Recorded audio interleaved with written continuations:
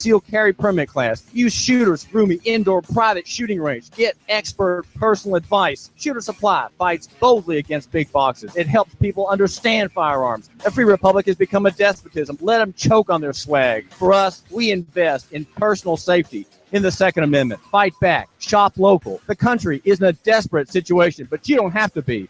Shooter Supply, love your neighbor, buy local. 875-4868, 875-4868. Shooters-range.com. Shop shooters-range.com. Think about the future. What about your kids?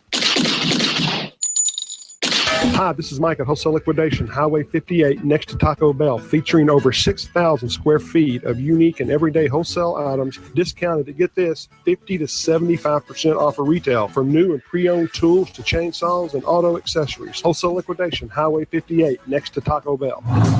Rumble in today to Diesel Off-Road Tech for a free diesel engine diagnostic to see what's holding you back. Your 4x4 is gasping like an old lady. It's hesitating. How can you possibly be the man you want to be? Diesel Off-Road is ready for you. 8 bays, 8 techs, plug in, get the $100 diagnostic of your major machine now. A bumper-to-bumper analysis with factory software tools. Free if you mention Cowherd or Hannity. Absolutely no charge. Want to bring a new look or better mileage to your truck or 4x4 off-road vehicle? Diesel Off-Road in Sunny Daisy is the four-wheel specialist. Lift kits, customizing, all wheels, all tires, performance boosts, repair. Call 805-2800. Diesel's mechanics and techs have 100 years combined experience making engines roar and exteriors sparkle. DieselOffroadTech.com. Call 805-2800. This is Mike at For the Record at Northgate Mall. We're the largest complete record store in town. We sell old and new vinyl records, celebrity posters, music posters, and we are the largest in town. Come see us.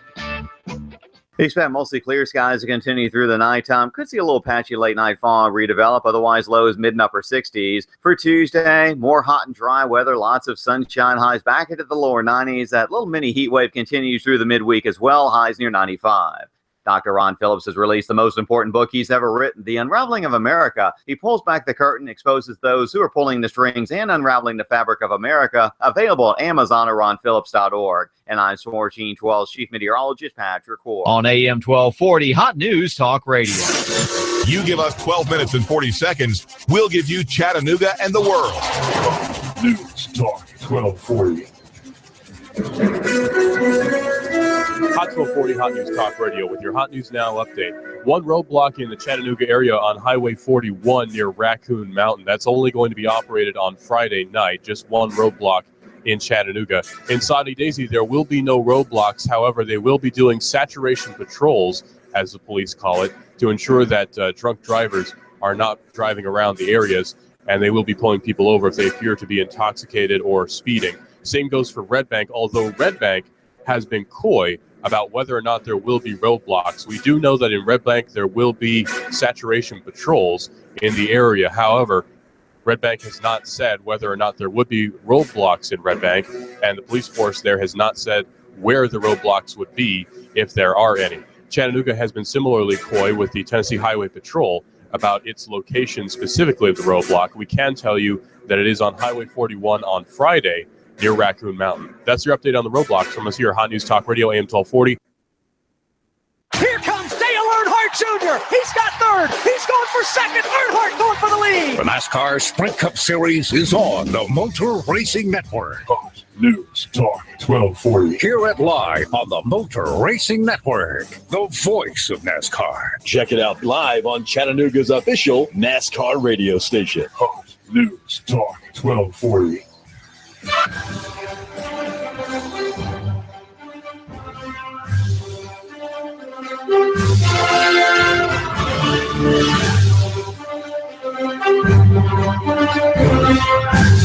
This is Hot 1240, Hot News Talk Radio, Clutch with Keon Rose. Gotta tell you, it's another thing that was surprising about the weekend. Texas A&M. I don't think it was surprising that they won. I think it was surprising how they won, which is that they dominated UCLA. Dominated them. I mean, it's one of those games where just at the face of it, the defense was flying all over the field. Like, I'm watching some of the highlights right now. I got them pulled up on my computer. And Trevor Knight, as far as quarterbacking goes, he's the guy that they needed. He's the guy that they've been missing. One consistent guy. He's pretty accurate with the football in terms of getting the ball where it needs to go once he's decided to go there. Now, the decision-making, he does some things where he throws off his back foot, and that's really weird. And he did manage to throw a touchdown doing that because his arm is just so strong. He's one of those guys. He's got elite arm talent. He's just got a big, strong arm. It's like a hose. Like a firefighter hose. He just launches the ball.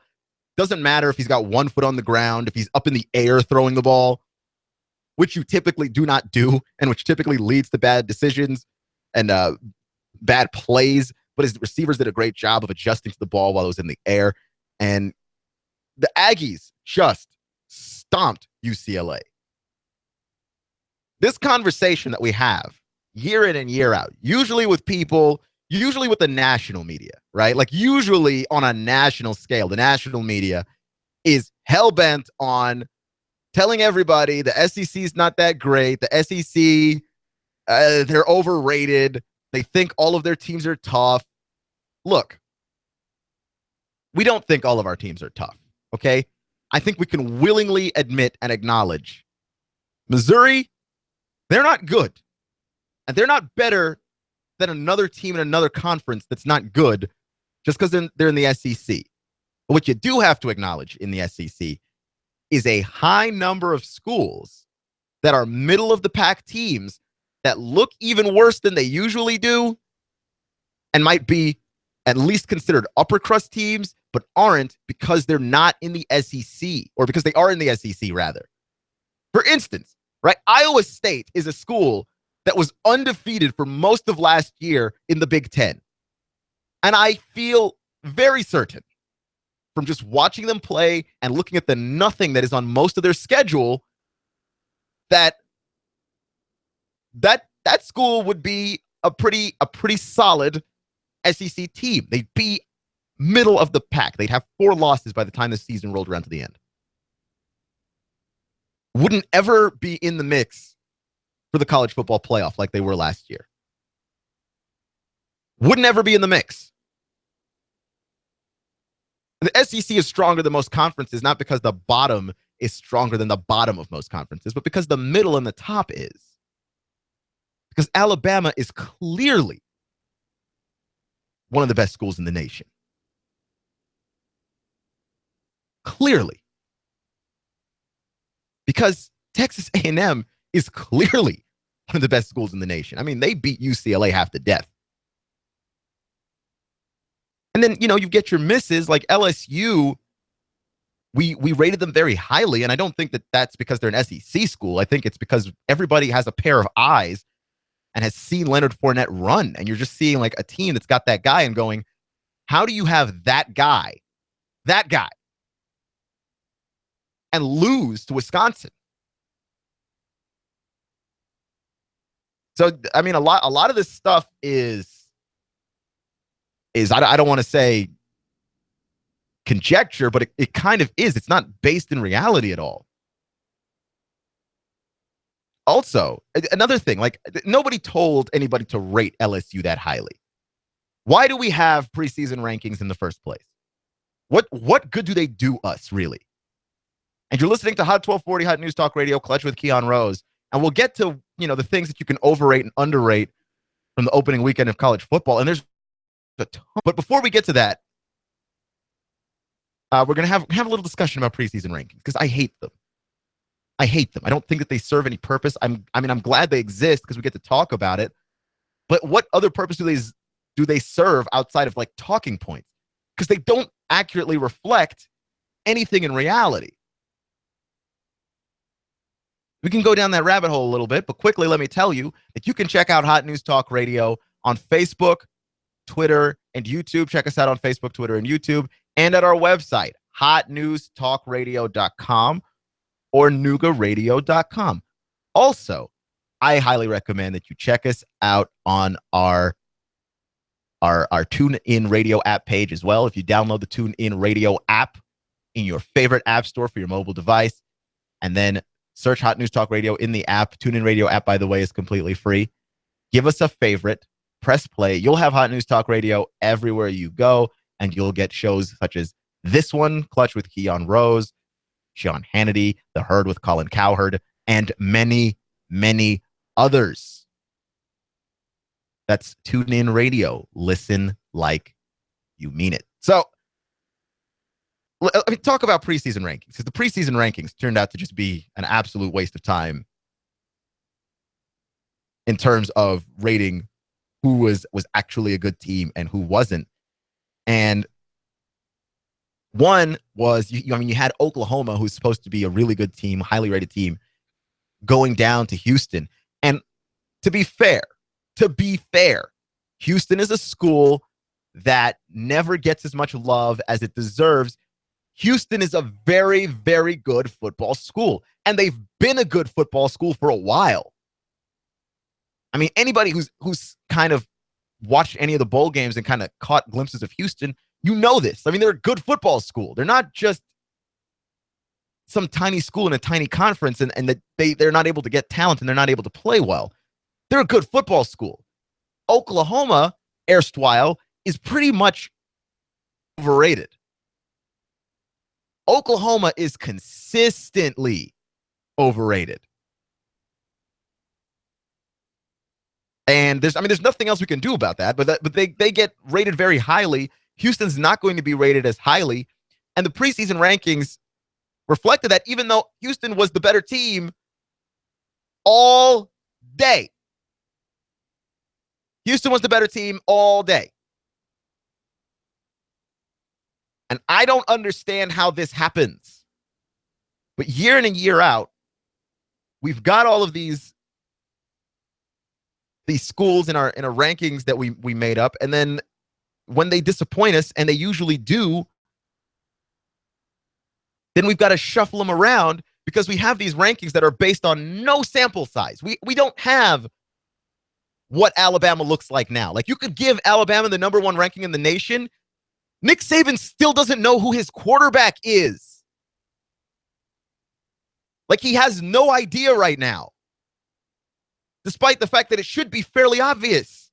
I mean, you could go Jalen Hurts. That guy's going to be a Heisman Trophy candidate one day. And that is not an overreaction. That's a very accurate reaction. So why do we do this to ourselves? We got the preseason rankings. Oklahoma lets us down. Notre Dame lets us down because they're not supposed to be, losing to Texas. Texas, who wasn't even ranked, even though we don't know how good they could be with the quarterback, which now we know how good they could be with the quarterback, which is pretty friggin' good since they put up 50 points on Notre Dame. I mean, I don't want to use this to say Notre Dame's overrated, because Notre Dame's really good. But we definitely underrated Texas because they were not ranked. What is the point of a preseason ranking? Is it just to give us junk to talk about? Because it had about as much basis in it as Snoop Dogg's, trash talk video that he made for the Alabama game, where he's talking about USC. They're coming for Alabama. They're coming for SEC football. And then Alabama gives them what we call in Texas a woodshed beating, a butt whooping. Hands him one of those. And you're like, what? Then what was the point of all of this? Like, what is the point of rating USC 20th if they're going to play Alabama and put up 9? I mean, they didn't really do anything.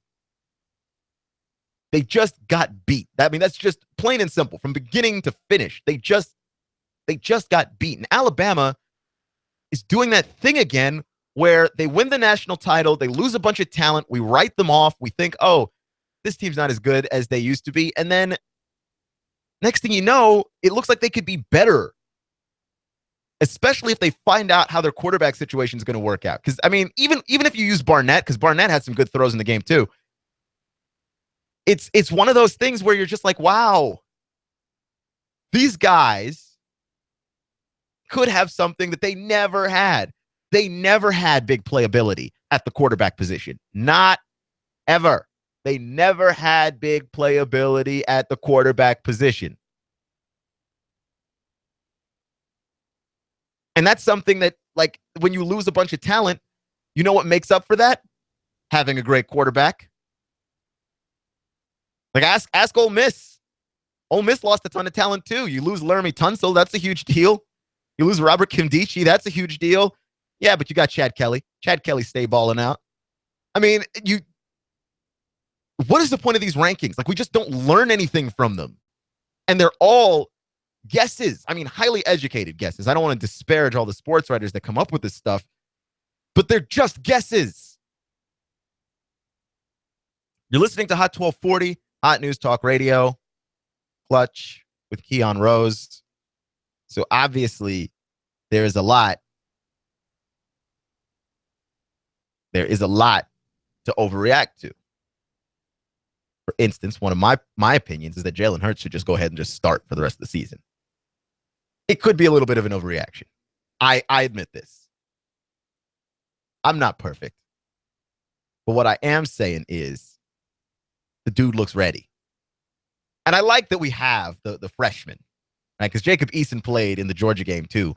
And by the way, that man can throw a beautiful ball. I don't know if I've seen a ball look that nice. It just jumped off of his arm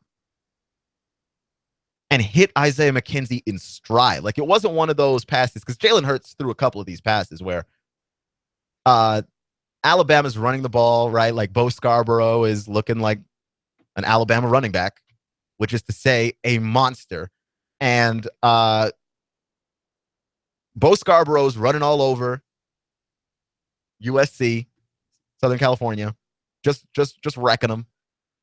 And Jalen Hurts, they run a play action off of it, and Jalen Hurts fires to, I wish I could remember who, and just hits his man. The guy was open. There wasn't anybody within like 20 yards of the guy, and Jalen Hurts kind of underthrows him, so he has to turn around and catch the ball and then keep running. Yeah, there was none of that from Jacob Eason. But Jacob Eason is hitting you in stride. Like, you don't have to stop running. You don't have to break the motion of your path to catch a Jacob Eason ball. That was gorgeous. And that, to me, is my favorite play of the weekend, was that play. Because he looked at it, he knew exactly where to go in the read, and then just fired the strike. Perfect location, drop a ball in a bucket accuracy. I like it. I'm a huge fan of where Georgia can go this season. I think it was kind of wholly dependent on where they landed at quarterback and how well Grayson Lambert was going to play and whether or not they decided to roll with Eason. And now I think and this is, you know, also possible overreactions, like possible overreactions that you could have. They should just roll with Eason. I know you hesitate to do stuff with true freshmen and quarterback, but he just looked that good already. And then you've got the run support from Nick Chubb, so it's not like you're asking him to carry the offense. Nick's carrying the offense. And he's looking really good doing it. Nick Chubb is carrying the offense. And by the way, this is not an overreaction. This is one of those things that you watched it, you better believe it. Nick Chubb could win the Heisman. Probably last year, he definitely would have been in the running had he never been injured. Nick Chubb, if he stays healthy this season, Nick Chubb could win the Heisman. Because there's no way, if LSU plays another boo-boo game like they did on Saturday, there's no way they give it to Fournette. Okay? Like, they typically just don't give the Heisman Trophy to guys on teams that don't win. Like, you can't just have these great individual performances and not win. If LSU continues to play like boo, then guess what? They're giving it to somebody else. And Christian McCaffrey looks really good. But Nick Chubb is the truth. Holy cow, man. Like, he was knocking North Carolina guys all over the place. He looked like the juggernaut. He looked like the juggernaut. And I'm not going to lie. I was horrified. Like, there were times where he got hit at his legs and I wanted to cringe, and then the guys just kind of bounced off of him. And North Carolina's not a bad football team now. Now, they were leading for much of that game. North Carolina is not a bad football team now. That's a good football team. Didn't matter. Did not matter. It's got to be like one of those things where you're just like, man, I don't know. This isn't an overreaction. Nick Chubb could win the Heisman. Here's what is an overreaction, though. Here's what is an overreaction. You're a Tennessee fan. You're really glad that LSU lost. You're really glad that some of these other SEC schools lost. Because what that does is, A, it covers you up a little bit. Saves you some face.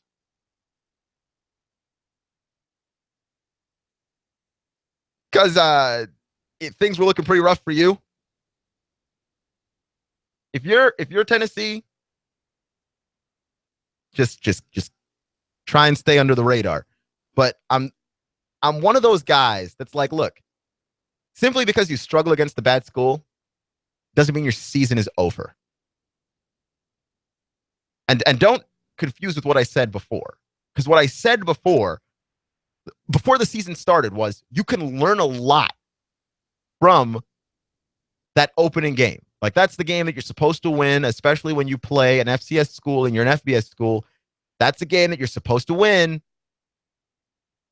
And Tennessee came out and won it, but just looked like a struggle the entire way. And it should never have looked like that much of a struggle. But that doesn't necessarily mean, and I was talking to a friend about this actually this weekend, that doesn't necessarily mean that that's who you are. It's going to say a lot about your team. Like, it's going to tell us Tennessee's going to have a hard time finding points through the air. That's for sure. But that doesn't tell us that Tennessee's a bad team. Tennessee can find a way to consistently get turnovers. They're just going to give themselves enough chances to get a lead and maybe even run the clock out. Like, I think it's going to tell us that Tennessee's going to win a lot of games hideously. If you're a Tennessee fan and you've got heart problems, you're going to want to strongly consider not watching some of these games. It's going to be a heart attack every single week for you. Every single week. Good school, bad school, doesn't matter. Tennessee's going to find a hard time scoring. I think their defense is strong enough to keep people out of the end zone, even as good as Georgia looked. Granted that, Nick Chubb was destroying them last year too before he got injured. Nick Chubb got injured in the second half of the game, early third quarter, I believe. Nick Chubb was destroying Tennessee last year too. I mean, I don't know necessarily that you're going to stop Nick Chubb, but I don't know if anybody can stop that guy. But Tennessee's going to be able to slow guys down more than most teams can. They're just going to struggle finding points, which isn't to say Tennessee's season is over. That just means that you're going to struggle finding points. So you're going to have to be aware of this when you play. You're going to have to be aware of this. And I think people are looking up and going, oh, the sky is falling. Look, it's Tennessee fans again. Listen. Sky's not falling, okay? I mean, this is still a good football team, and there's a reason why we thought they could all win. You just return too much talent. I still think that means something. Call me crazy. I still think that means something, but it would have been nice. You see teams like Oklahoma State and Oregon open up the season, play some no-name schools, and just clean their clock. Florida plays UMass, beats them 24-7. It would have been nice to just wipe Appalachian State off the map, to just show up with your offense and just barrage them, right? You got Clemson just sneaking away from Auburn, and they're much better than Auburn, but I'm just not worried about Clemson. You know, it's a little weird, but at the same time, Auburn's got talent. Some other overreactions being made is like about Les Miles and his job. Because, like, how do we always wind up here with Les Miles? Every single year, we wind up here with Les Miles. Like, oh, is Les Miles on the hot seat? I mean, has he ever been off the hot seat? Ever since LSU lost that national title to Alabama, has Les Miles been off the hot seat? Because I'm not sure. We just love to beat this guy up. And look, I'm looking at the LSU team that they've got. That defense did everything that it was supposed to do against Wisconsin. Okay? Didn't allow them into the end zone very often. Basically did everything that you could want to do. You've got Leonard Fournette. You've got talented receivers. Your quarterback is bad. Brandon Harris is bad. And I don't know if there's anything you can do about it, but you've got too much talent. Like, this has just become one of those things that, like, one of the great overreactions of the season started before the season started, which was for LSU fans. This was like a now or never thing for you. Win this year or you're finished, right? Like, just, you've got to win everything this year. And I'm looking at it and I'm going, I understand this is the SEC, where it's probably the most what have you done for me lately now conference of all time. Where if you just, you know, trip up a couple of seasons, you find yourself where Les Miles and Gus Malzahn are, where you're just coaching for your jobs. And Lord have mercy on poor Gus Malzahn, who started the season with Clemson, comes away losing by just 6, but he's going to end the season with Alabama, and then you've got all the riffraff in between. Yeah, I don't know about Gus. Gus might not be here with us next season. But Les has got talent on that team. Too much talent, it seems like, to lose. But how many times do we have to go over that the quarterback is the most important position on the team? If you don't have a good one of those, even though the running game is starting to come back to college football and you're seeing guys like Nick Chubb and Christian McCaffrey take over the game, even though you see that stuff, you've got to have a quarterback to win. And Brandon Harris ain't good. Like, we knew this already. He didn't just show up this season and become a different guy. Like, oh gosh, what happened to Brandon Harris? He fell off a cliff. No, he didn't. He's the same Brandon Harris. Like, we knew this already. So how is it that they lose to Wisconsin and the season's over? I think there are adjustments that can be made for LSU. It's going to somehow have to involve, though, Brandon Harris not throwing the ball that much. I don't know if that's changing quarterback. I don't know if that's just turn around and give it to Leonard and whatever happens, happens. But you got to do something different. You're listening to Hot 1240, Hot News Talk Radio, Clutch with Keon Rose. Remember, it's not how you start, it's how you finish. Stay clutch. Sons of Liberty, next. You give us 12 minutes and 40 seconds, we'll give you Chattanooga and the world. News Talk.